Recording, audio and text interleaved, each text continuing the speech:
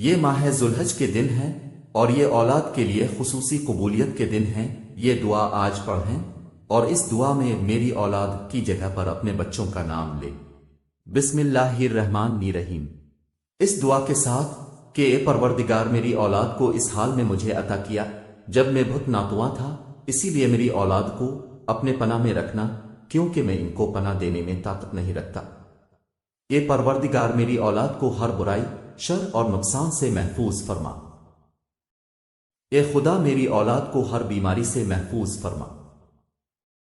اے مہربان رب، میرا امتحان اور آزمائش میری اولاد میں قرار نہ دینا۔ اے پروردگار، میری اولاد کو اپنی آشکار اور پنہاں آزمائشوں میں کامیاب فرما۔ اے رب کریم، میری اولاد کو اپنے صالحین میں سے قرار دے اور میری اولاد کو دین و عبادت و اخلاق میں بہترین لوگوں میں سے اور زندگی میں سعادت مندوں میں سے مقرر فرما۔ اے پروردگار، میری اولاد کو حلال کے ذریعے حرام سے روک دینا اور کرم الہی سے اپنے سوا کسی کے محتاج نہ کرنا۔ اے رب رحیم، جس طرح اپنی کتاب پاک کی قیامت تک حفاظت کرنی ہے، میری اولاد کو شیطان کے شر سے محفوظ رکھنا۔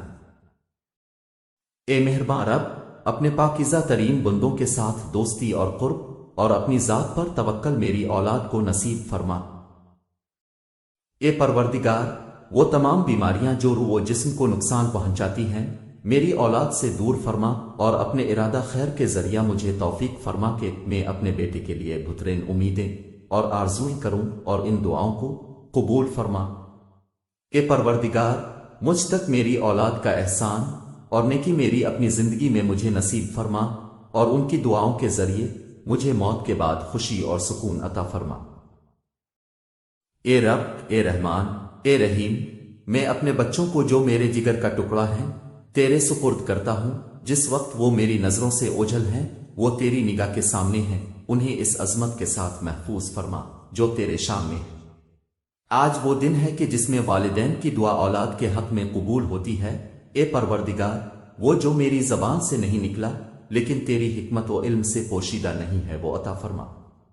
آمین یا رب العالمین۔ آپ اپنی اولاد کے لیے ان مبارک دنوں میں دعا کیجیے اور اس میسج کو ہر ماں باپ تک پہنچا دیں، یہاں تک کہ وہ اپنی اولاد کے لیے دعا کریں اور آپ اجر کمائیں۔ آپ روزانہ اپنی اولاد کے لیے دعا کیجیے، دیر مت کیجیے کہ یہ برکت والے ایام گزر جائیں۔ بے شک ہم